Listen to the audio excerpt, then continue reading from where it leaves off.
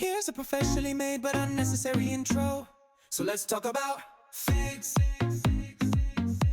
Let's talk about figs.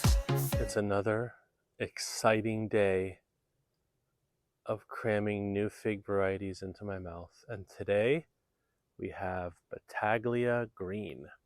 And this ginormous 7-foot monstrosity with numerous caprified main figs, which are in the colored organza bags, went into this area 2 years ago. And I chose this knowing that Battaglia Green was a later fig in a microclimate where it would get a bunch of reflected heat off of these pavers, off of this embankment. So last year it gave me, I think, one main crop that was like kind of hard, but pretty. And this year it had 4 Breba. It dropped 3 of them, but it held 1. And today we're gonna go and try Battaglia Green Breba in ground, Oregon, Zone 9A, August 21st, 2025. All right, we've got Battaglia Green Breba, and this is the first time I've tried it.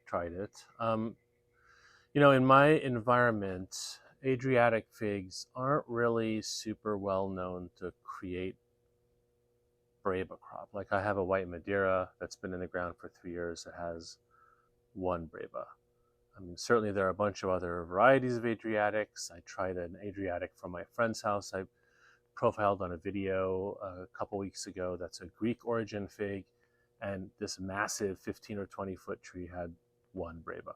So, the real secret is will this type of tree ripen main crop? I think I counted 75 main crop on the tree I just showed you. So let's take a look. It's pretty exciting. You can tell my adult life has devolved into excitement about fruit. 65.5 grams, so a solid looking fruit.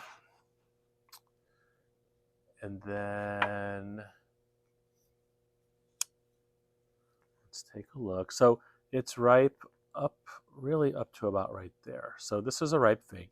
I'm actually not going to cut the neck off just yet. I want to try to cut this down the middle and get a sense of what it looks like.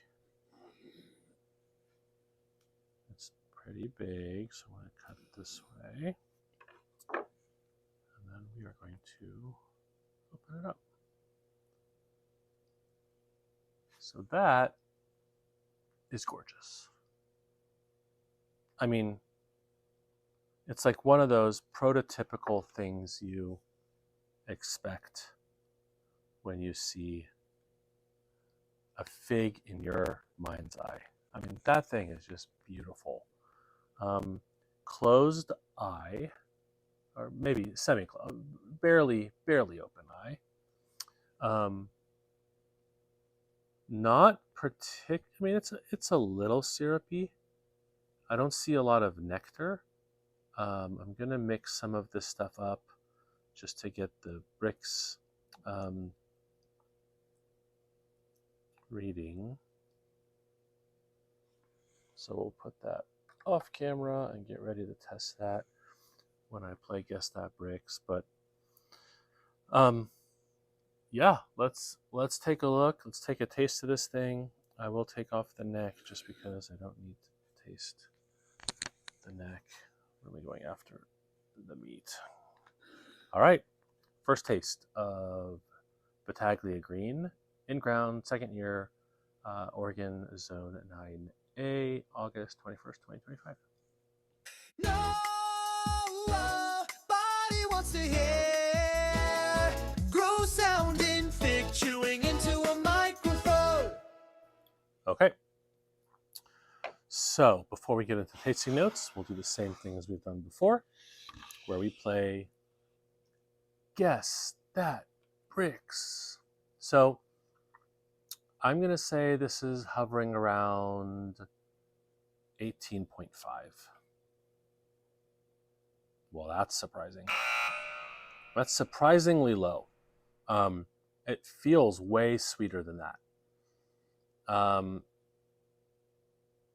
want to try something, and I'm gonna just wipe this off. And I wonder if I do even a less of a good job here. I want to see what happens if I just take another little sample from the remaining half. And this is just, again, more out of curiosity, because it doesn't set well with me that was a 12.2. Yeah, it's even lower when I don't mix it up. So it's deceptive, because it definitely tastes sweeter than a 12.2. What do I notice? No seed crunch. The skin is delicate, but, could this have hung a little bit longer? Yeah, there's a little bit of meat here, a little bit of thickness here, and that might also be contributing to the, to the Brix reading. A little vegetal, a little bit of kind of grassy, but again, this kind of grass is different than the underripe grass. This is, like, I think, a characteristic of the fig. So it's a combination of grass and a little bit of mild berry. It doesn't punch you. If I had to say, raspberry-y is the berry I would choose that it kind of leans towards. It is not an overpowering fig at all. Obviously, I'll compare this to white Madeira if that one holds on and ripens, but it's definitely pretty.